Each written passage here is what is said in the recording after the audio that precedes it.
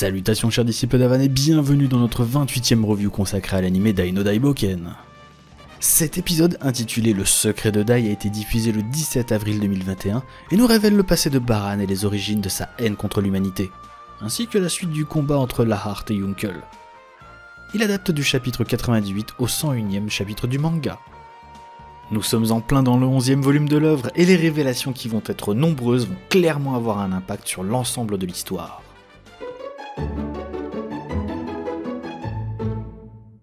Cet épisode 28 est le 6e réalisé par Yoshihiro Ueda. Il nous avait déjà prouvé qu'il était capable d'alterner action et passage plus posés. Encore une fois, Ueda s'est bien débrouillé sur le rythme. Il est accompagné par deux directrices de l'animation, Atsuko Kawamura qui en est ici à sa 4e participation sur la série, et est adjointe de Midori Uchiyama, une animatrice externe à la Toei. Elle a commencé sa carrière en 2003 au studio Dongwu Animation, chez qui sont sous-traités des épisodes de Yu-Gi-Oh! Duel Monsters. Elle travaille ensuite pour le studio Bones, en tant que cleaneuse, c'est-à-dire de remettre au propre les wraths des animateurs. C'est sans doute son travail sur One Piece depuis 2018 qui lui permet aujourd'hui de travailler sur Dai no Daiboken. Contrairement à l'épisode précédent, la majorité des animateurs sont des habitués de cette adaptation. Du côté des dialogues, c'est Katsuyuki Sumisawa qui s'est chargé de fluidifier tout cela, une fois de plus. Et en parlant d'animateur, comment ne pas nous mentionner notre cher Sanda qui a à nouveau fait part de ses talents sur cet épisode 28. Il est à présent temps d'analyser ce 28e épisode et fort heureusement sa qualité est largement au-dessus de ce qu'il nous avait proposé dans le précédent. Allez, c'est parti!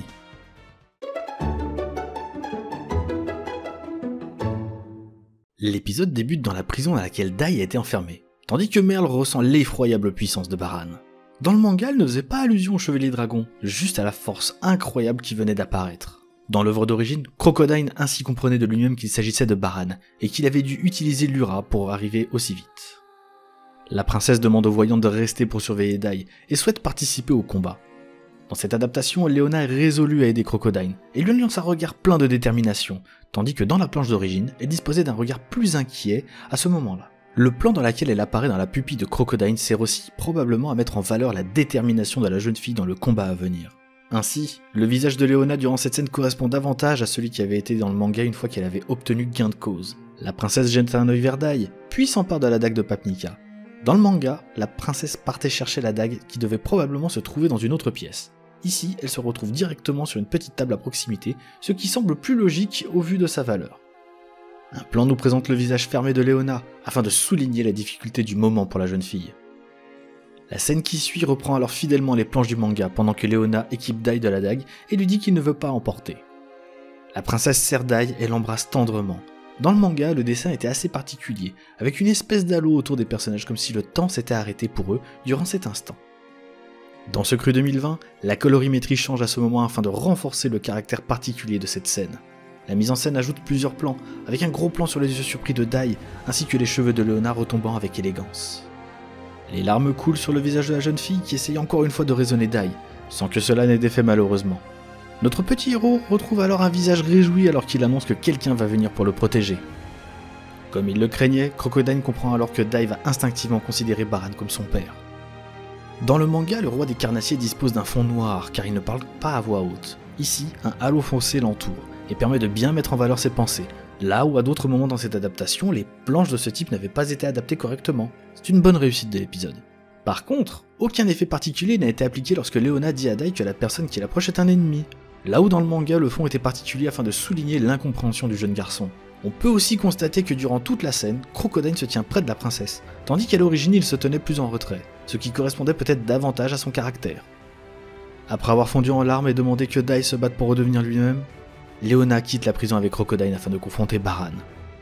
A l'origine, Merle regardait Leona partir et se disait qu'elle était très forte, ce qui a été supprimé dans cette adaptation. En revanche, l'équipe a laissé la scène durant laquelle Dai a ses brides de souvenirs lors de sa première rencontre avec Leona, même si à l'origine elle se passait un peu plus loin durant l'intrigue. On retourne maintenant auprès de Yunkel qui est en très mauvaise posture face à Lahart. Celui-ci décide de laisser notre guerrier immortel agoniser et décide de rejoindre Baran pour l'aider à récupérer Dino. Alors que ce nom résonne, Yunkel comprend qu'il s'agit de Dai. Dans le manga, les pensées de Yunkel étaient matérialisées avec un fond noir et blanc, comme pour souligner qu'il était à moitié conscient. Ici, tout comme Crocodile, un effet a été gardé pour marquer son état avec un changement de colorimétrie. Notre beau gosse immortel refuse de laisser Dai aux mains de Baran, parce qu'il représente l'espoir de l'humanité. La Rarte répond alors que les misérables humains n'ont pas le droit à l'espoir, et révèle à Yunkel que la femme de Baran, la mère de Dai, a été tuée par les humains. Cet échange est ponctué de plans magnifiques, en particulier de la Rarte quand il laisse exploser sa colère, rendant ainsi un bel hommage à la planche d'origine qui a été magnifiquement adaptée ici. Ce terrible adversaire compte en dire davantage sur la légende des Chevaliers Dragons, et confirme qu'il peut y en avoir qu'un seul par génération, sa puissance étant bien trop dévastatrice. Lorsque la vie d'un Chevalier Dragon touche à sa fin, Mother Dragon, la mère sacrée des dragons, descend du ciel et enveloppe tendrement le corps du guerrier meurtri par les combats. Elle donnera alors vie à un autre Chevalier Dragon, génération après génération. Les planches d'origine étaient vraiment superbes et disposaient d'une ambiance très particulière, qui ont été bien adaptées ici, avec un choix de couleurs et une mise en scène bien trouvée, ici en l'occurrence avec un coucher de soleil. L'équipe d'animation a ajouté une partie durant laquelle le chevalier encore bébé est recueilli par les habitants de Terran, ce qui n'était pas présent dans le manga. On constate d'ailleurs que même à cet âge, l'insigne du dragon est bien présent, ce qui est un choix assez étrange, on serait curieux d'avoir votre avis. Le chevalier du dragon ne connaît ni parents, ni descendance, sa vie est dédiée au combat. Mais Baran fut une exception. Le flashback commence ainsi il y a 15 ans, tandis qu'Adlar étendait sa menace sur le monde. On appréciera la mise en scène funeste dans cette adaptation, avec des villageois courant pour leur vie dans une ville en flammes, ainsi qu'un bébé en danger. On aurait bien pu se demander pourquoi Baran n'était pas intervenu et avait laissé à Havan le soin de défaire le roi du mal. C'est parce qu'au même moment, il se battait contre un ennemi bien plus puissant, Velzer, le roi des dragons de l'enfer. L'équipe a décidé de faire des allers-retours visuels entre le flashback et la discussion entre la Rarte et Yunkel. La mise en scène est judicieuse, notamment en utilisant les nuages pour créer de l'ombre durant les moments les plus sombres des révélations de la Rarte. Tout ceci peut paraître du détail, mais c'est typiquement ce qui permet de créer un épisode travaillé et efficace. Nous avons alors droit à quelques coups inédits du jeune Baran contre Velzer. On pourrait être surpris de ne pas voir l'insigne du dragon pendant le combat, et cela aurait été du plus bel effet de voir Baran utiliser toute sa puissance contre cet adversaire. Peut-être qu'il était déjà à bout de force à ce moment-là, mais on sait pas trop. Dans le manga, cette scène disposait d'une ambiance un peu plus mystique. Velzer y était présenté uniquement sur 2 planches. La première durant laquelle nous pouvions que le deviner, et l'autre tandis que Baran l'avait vaincu. Le ciel semblait alors bleu tandis qu'ici la scène reste intégralement dans la pénombre. Ici la scène est beaucoup plus portée sur l'action. Grièvement blessé, Baran se dirige vers le lac miraculeux de la pointe d'Argo, que nous avions pu voir dans l'épisode précédent. Nous faisons ainsi la connaissance de Dame Sohara, la future mère de Dai. La scène est très bien reproduite et la bonté de la jeune fille se fait ressentir. La jeune femme est interprétée par Ai Kayano, une seiyū populaire que nous connaissons pour ses rôles de Y'ashtola dans Final Fantasy XIV, Kyoka dans Fairy Tail, Alice dans Sword Art Online Alicization, ou encore la stupidité incarnée de Darkness dans Konosuba. Plusieurs effets la présentent ainsi comme une source de lumière, ce qui reprend fidèlement la première planche dans laquelle on peut la voir. A noter qu'à l'origine, Sohara était accompagnée de 2 personnes, probablement des servants, alors que dans cette adaptation, elle est seule, permettant ainsi de créer une ambiance plus intimiste. C'est plus efficace au niveau de la mise en scène, mais c'est peut-être moins crédible scénaristiquement au vu de son titre. En effet, il se trouve que la mère de Dai était la princesse du royaume d'Alkid. Décidément, les chevaliers du dragon ont tous la cote auprès de la royauté. A l'origine dans le manga, une planche nous montrait où se situait ce royaume, ce qui a été supprimé dans cette adaptation. C'est bien dommage car ça leur permettrait de mieux appréhender la map monde de l'univers de Dai no Daiboken. Au départ, Baran fut bien accueilli et le visage du roi témoigne de cette hospitalité. Son faciès a ainsi été bien retranscrit ici par rapport à la planche d'origine. Et il en va de même pour ses vassaux, qui voient cet inconnu d'un mauvais œil. Ils arrivent à mettre dans la tête du roi que Baran pourrait être un émissaire du mal. À cet effet, la réaction du roi n'est pas très fidèle. A l'origine, on le voit vraiment pester, tandis qu'ici on a davantage l'impression qu'il prend le temps de la réflexion. Alors qu'il s'apprête à partir pour laisser le royaume en paix, Baran est arrêté par Sohara qui lui dit qu'elle ne veut pas qu'il les laisse tout seuls. Et il comprend tout de suite qu'elle est enceinte. La scène sous la pluie est parfaitement fidèle aux planches de base, jusqu'aux rougeurs de la pauvre jeune fille. Il décide alors de vivre caché, au plus profond dans la forêt de Terran. Dans le manga, on assiste à la naissance de Dai. Ce moment a malheureusement été supprimé. C'est bien dommage, ça aurait pu être un moment fort en émotion. Nous avions à la place une scène durant laquelle Sohara trouve le nom de Dino, qui veut dire puissant dragon dans le dialecte Alkid. A l'origine, ce passage nous était conté bien plus tard dans le manga, tout comme la scène durant laquelle Baran soulève Dai sous les yeux apeurés de Sohara.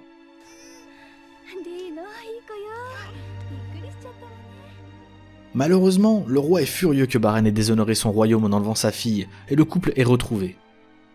Tout comme dans le manga, la cabane est entourée par quelques dizaines de soldats dont Baran aurait pu facilement se défaire. Il décide de se rendre avec la promesse que sa femme et son fils soient saufs. Il est intéressant de voir à quel point le visage du roi change entre ses premiers moments et cette scène. Tout comme dans le manga, ça n'est plus vraiment le même homme, et on constate à quel point sa haine l'a transformé en quelques mois. Nous pouvons voir que le jeune Dai est transporté vers Dermlin, dont l'île n'est pas très loin en direction du sud du royaume d'Alkid quand on regarde bien la carte. Nous avons droit à une petite scène inédite qui nous montre son berceau, entouré par des gardes. Quelques jours plus tard, l'exécution de Baran a lieu, orchestrée par les vassaux qui portent bien sur leur visage leur fourberie. Les dernières pensées du Chevalier Dragon ont largement été changées. Dans cette adaptation, il espère que Dino et Sohara seront heureux, ce qui est conforme au manga. Il se disait également que sans son aura draconique, les magiciens devraient pouvoir le tuer même avec leur sort minable. Il est dommage d'avoir retiré cette réflexion qui montrait que Baran avait accepté son sacrifice jusqu'au bout. Malheureusement, Sohara s'interpose au dernier moment et est victime de l'ensemble des sorts. La mise en scène est prodigieuse et accompagnée d'une douce musique. Nous pouvons voir la jeune femme à travers les yeux de Baran, ce qui permet à la scène de gagner en intensité. L'équipe a pris son temps pour compter les derniers moments de la mère de Dai. Les planches sont sublimées et les cases les plus marquantes sont parfaitement bien retranscrites. La main de la jeune femme tombante et le visage choqué de Baran. Et comme si ça ne suffisait pas, les seiyuu nous offrent une prestation qui donne des frissons.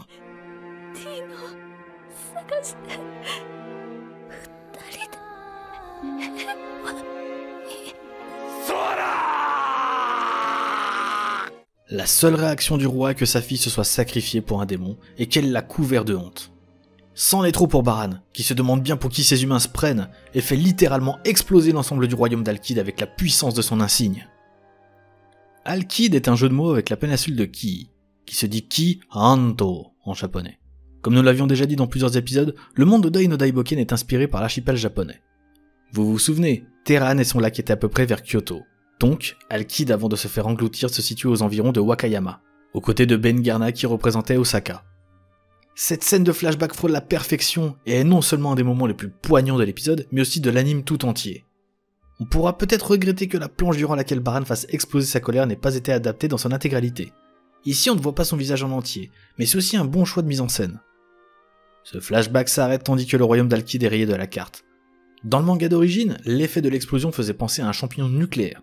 Tandis que dans cette adaptation, on a plus la sensation de voir une forme de dôme.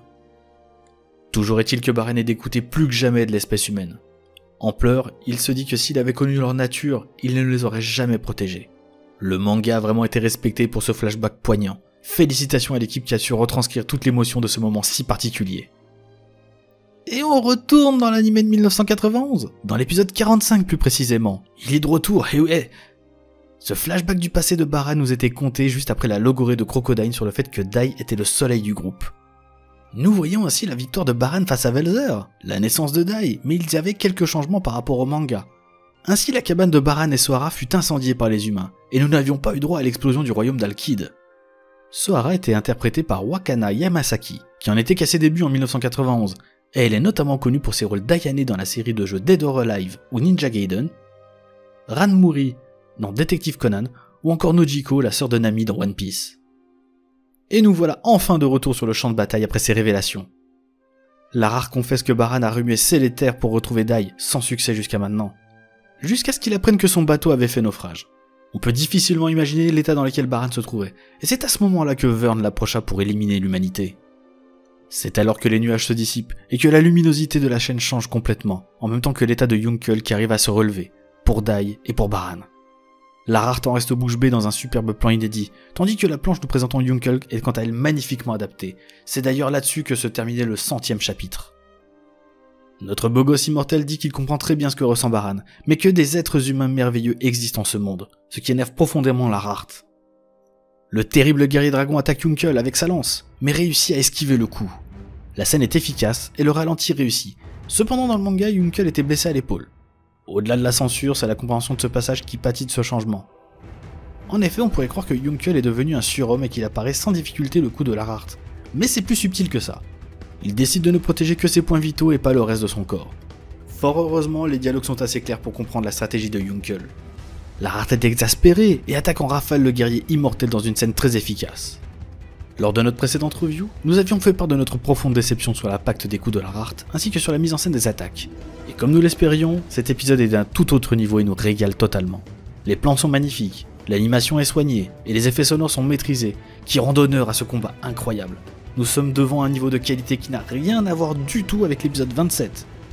Larar ne comprend pas comment Yunkel peut encore bouger de cette façon, et le guerrier immortel lui rétorque que ce dont un humain est capable quand il est prêt à donner sa vie. Le guerrier dragon blesse alors sérieusement Yunkel, et on peut s'en apercevoir dans cette adaptation avec une entaille sur son torse. Mais ce passage a vraiment été censuré par rapport à la planche d'origine qui nous montrait à quel point le coup avait été dévastateur pour le corps de Yunkel. C'est justement cette scène qui a été réalisée par notre cher Sanda qui nous fera l'honneur d'être présent lors de notre prochain live pour nous parler de ses travaux sur la série. Lara décide d'en finir avec son coup spécial, le Hack and Distol. Là encore nous sommes vraiment gâtés par l'esthétisme de la scène avec une reprise fidèle des planches. L'action s'enchaîne alors au sein des pupilles des deux adversaires, donnant ainsi un excellent dynamisme à la scène. Yunkel a alors droit à un power-up de QI, et forme alors une croix avec l'esprit combatif de la lance de la Hart, ainsi que son pendentif, et exécute sa plus terrible attaque, le Cruciblast. Non, le Grand Cross en vrai, le Grand Cross. La musique, l'animation et les dessins font extrêmement plaisir, ainsi que le jeu des seiyuu qui se donne à fond avec un bacala très satisfaisant. Ainsi, les merveilleuses planches de ce moment épique ont été prises au sérieux par l'équipe, et le résultat est extrêmement réussi. La Hart semble être vaincue, et le guerrier immortel est complètement épuisé. On peut voir à quel point lui aussi a fait des progrès puisque malgré l'utilisation du terrible Grand Cross, il est encore conscient. Et heureusement car il arrive à parer au dernier moment un coup de Borahorn, le chevaucheur de mer, des mers, qui comme Crocodile malgré un trou dans le ventre reste en vie. Et il s'agit là d'un des points faibles de l'épisode. En effet dans le manga le chapitre 100 était conclu par une planche magnifique de Borahorn derrière Yunkel. Le suspense était absolument incroyable. Ici le coup du guerrier dragon est réalisé vraiment trop rapidement. Il aurait été ainsi intéressant de créer un minimum de suspense, comme un ralenti par exemple, afin de rendre la scène plus palpitante. L'équipe a décidé d'avancer un peu plus dans le récit et d'adapter quelques pages du chapitre suivant, tandis que Borahorn prend Pop en otage afin de restreindre les mouvements de Yunkel. Cette prise d'otage est très intéressante car elle se déroule dans le camp de Baran, ce qui rend la scène ironique par rapport aux propos de Lara Hart sur la lâcheté des humains. On pourra rajouter cette nouvelle différence entre Crocodile et Borahorn, qui bien que de la même espèce, ce dernier n'hérite pas du sens de l'honneur du roi des carnassiers. C'est malgré tout une fin d'épisode qui garde du suspense, mais il aurait été probablement bien plus efficace de rester sur le chapitrage d'origine. Conclure l'adaptation de la planche sur la fin du chapitre 100 en Harmonicell aurait pu permettre de conclure cet épisode de façon magistrale.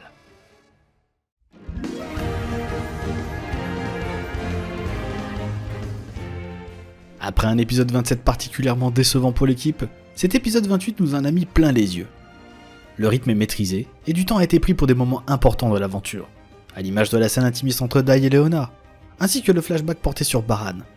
La mise en scène est recherchée, et le niveau de qualité s'en trouve particulièrement modifié. L'émotion est la caractéristique principale du manga, et cet épisode n'en a pas manqué. Ainsi, le destin tragique du père de Dai a été parfaitement retranscrit avec une adaptation très fidèle. La mort de Sohara est palpable, et la scène de son sacrifice aura probablement touché bon nombre d'entre nous. Le combat opposant Lara Hart et Yunkel n'a pas été en reste, avec des animations et des dessins magnifiques. On est bien loin de ce qui nous avait été proposé précédemment. Ainsi, les attaques supersoniques de ce terrible adversaire ont été bien adaptées. La censure a encore été de la partie, ainsi le bras et surtout le torse de Yunkel n'ont pas versé une goutte de sang, ce qui est en somme tout assez ridicule dans un combat à l'arme blanche. Ceci étant dit, le grand cross de notre beau gosse immortel a été tellement bien adapté ici que nous fermons les yeux sur ses quelques défauts. Ainsi cet épisode frôle le sans faute, et nous avons été très satisfaits du résultat. Nous pouvons toutefois regretter la conclusion de l'épisode, qui aurait probablement dû s'arrêter au moment où Borahorn se relève derrière Yunkel, d'autant que d'autres moments avec bien plus de suspense auraient pu être choisis à quelques secondes près. Mais là on chipote vraiment étant donné que cet épisode fait partie des tout meilleurs qui nous ont été proposés dans cette adaptation crue 2020. Et vous, qu'en avez-vous pensé ? Dites-le nous.